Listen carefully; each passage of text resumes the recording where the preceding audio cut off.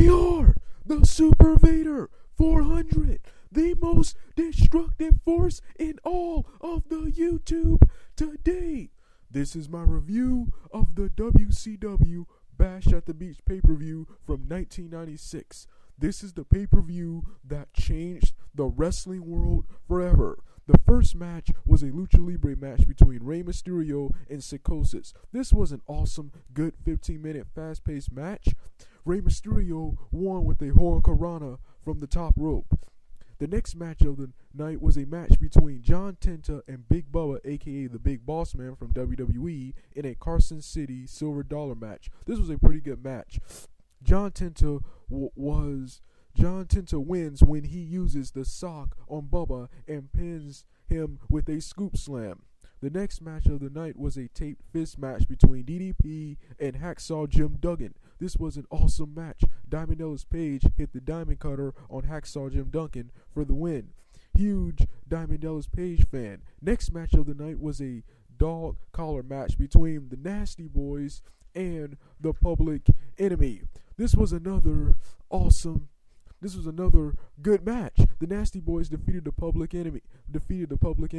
The next match of the night was a cruiserweight title match between Dean Malenko and the Disco Inferno. This wasn't as great as other cruiserweight matches from this era, but it was a good match nonetheless.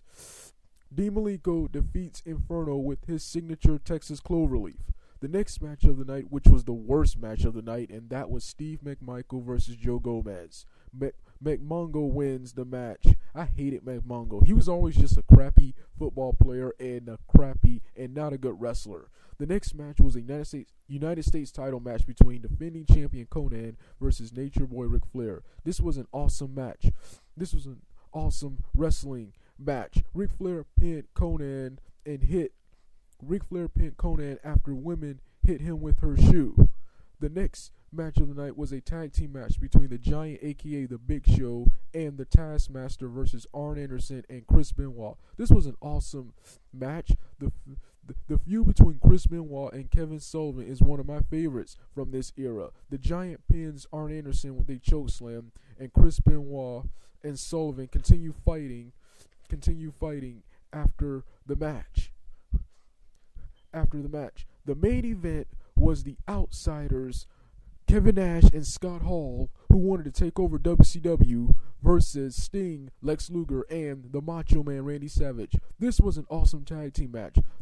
This match went back and forth until Luger got injured midway in the match, leaving Sting and Macho Man to fight the Outsiders eventually. The match ended in a no contest when Hulk Hogan made his way to the ring and dropped the leg drop on his brother, the Macho Man, thus turning heel and revealing that he was the third man, and like I said before, turning heel for the first time in 14 years. I saw this pay-per-view in its entirety recently here on YouTube. I saw the main event a long time ago. When I downloaded it, and it was awesome.